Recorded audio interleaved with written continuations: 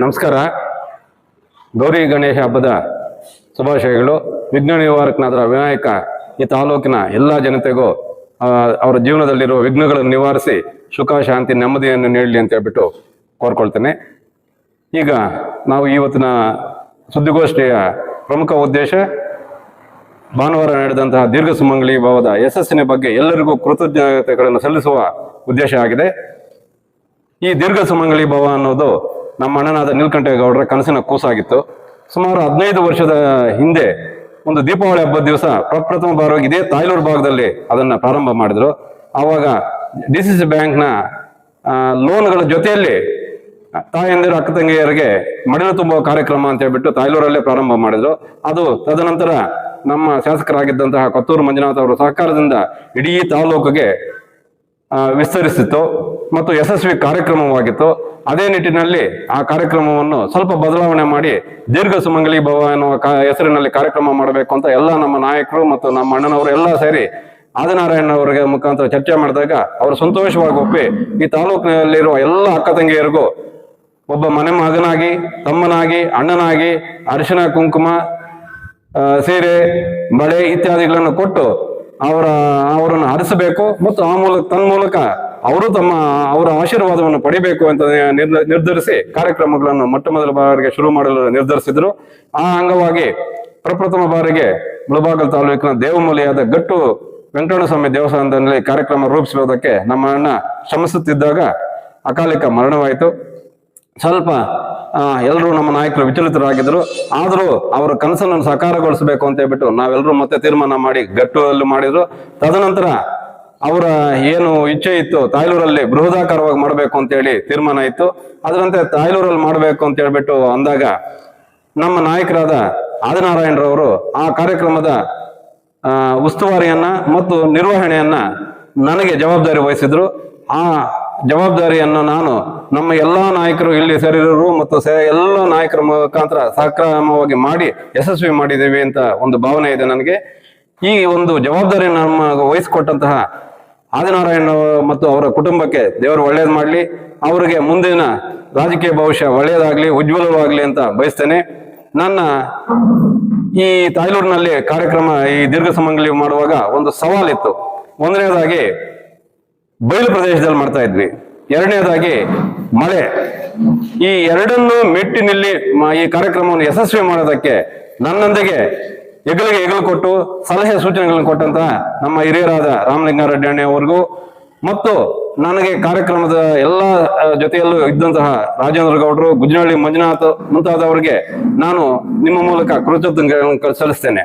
ಮುಖ್ಯವಾಗಿ ಇದು ಕೇಂದ್ರ ಭಾಗವಾದ ತಾಯ್ಲೂರಿನಲ್ಲಿ ಮಾಡಿದಾಗ ತಾಯ್ಲೂರು ಭಾಗದ ನಮ್ಮ ರಂಗಪ್ಪ ಆಗ್ಬೋದು, ಕೃಷ್ಣಮೂರ್ತಿ ಅವರಾಗ್ಬೋದು, ಅಧ್ಯಕ್ಷರಾದಂಥ ಪದ್ಮಮ್ಮನವರಾಗ್ಬೋದು, ಸದಸ್ಯರಾಗ್ಬೋದು, ಮತ್ತೆ ಹತಾವುಲ್ಲಾ, ಅಸ್ಲಾಂ ಅವರು, ಹರಿ ಅವರು, ಪಳನಿ ಅವರು, ಮತ್ತೆ ರಾಘವೇಂದ್ರ, ಮತ್ತೆ ನಮ್ಮ ಜ್ಞಾನೇಶ್ ಬಾಬು ಅವರು, ನಾಗಭೂಷಣರವರು, ಇವರೆಲ್ಲರೂ ಸಹಕಾರ ಕೊಟ್ರು ಇಲ್ಲಿ. ಅದೇ ರೀತಿಯಾಗಿ ಮತ್ತೆ ನಮ್ಮ ಎಮ್ಮೆನತ ಪಂಚಾಯತಿಗೆ ಬಂದಾಗ ಎಮ್ಮೆನತ ಗ್ರಾಮ ಪಂಚಾಯತಿ ಅಧ್ಯಕ್ಷರಾದಂತಹ ಸುಮಿತ್ರಾ ಹನುಮಪ್ಪನವರು, ಉಪಾಧ್ಯಕ್ಷರಾದಂತಹ ಕಾವೇರಿ ರವಿ ಅವರು, ಮತ್ತೆ ಎಲ್ಲ ಗ್ರಾಮ ಪಂಚಾಯತಿ ಸದಸ್ಯರು, ನಾಗರಾಜ್ ರೆಡ್ಡಿ ಅವರು, ಮತ್ತೆ ನಮ್ಮ ಕನ್ನತ ಗ್ರಾಮದಲ್ಲಿ ರಮೇಶು, ಬಂಗಾರಪ್ಪ, ನಾರಾಯಣ ಸ್ವಾಮಿ,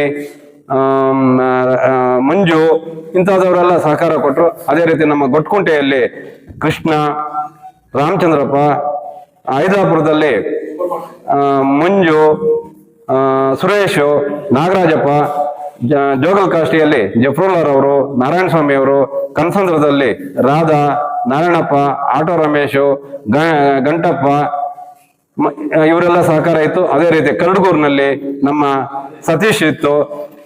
ಹಾಗೆ ನಮ್ಮ ರಾಮರಾಯನ ಕೋಟೆಯಲ್ಲಿ ಮಣಿ, ಹರಿ, ನಾರಾಯಣ ಸ್ವಾಮಿ, ಹತ್ಕುಂಟೆಯಲ್ಲಿ ಮಾಸ್ಕೋ ಮುಂತಾದವರ ಸಹಕಾರ ಇತ್ತು. ಇದ್ರ ಜೊತೆಗೆ ನಮ್ಮ ಶೇಷಾಪುರದಲ್ಲಿ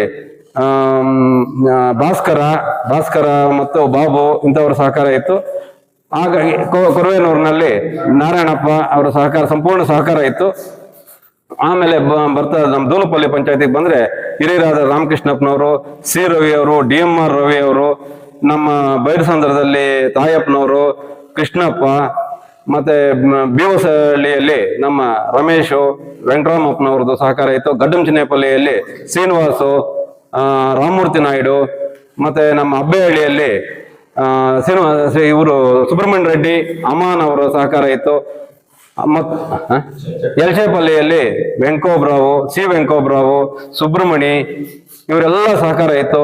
ಮತ್ತೆ ಮೋತಪಲ್ಲಿಗೆ ಬಂದ್ರೆ ನಮ್ಮ ಶಿವಪ್ರಕಾಶ್ ಅಣ್ಣವರು, ಸುರೇಶ್ ಅಣ್ಣವರು, ಸುಭಾಷ್ ಗೌಡ್ರು, ಇವರ ಜೊತೆಗೆ ನಮ್ಮ ಅದು ಕೊಂಡೆಹಳ್ಳಿಯಲ್ಲಿ ಸುಬ್ಬು ಸುಬ್ಬು ಮತ್ತೆ ರವಿ ಅವ್ರದ್ದಿತ್ತು. ಸಮರ್ಸನಹಳ್ಳಿಯಲ್ಲಿ ರವಿ ಅವ್ರದ್ದಿತ್ತು.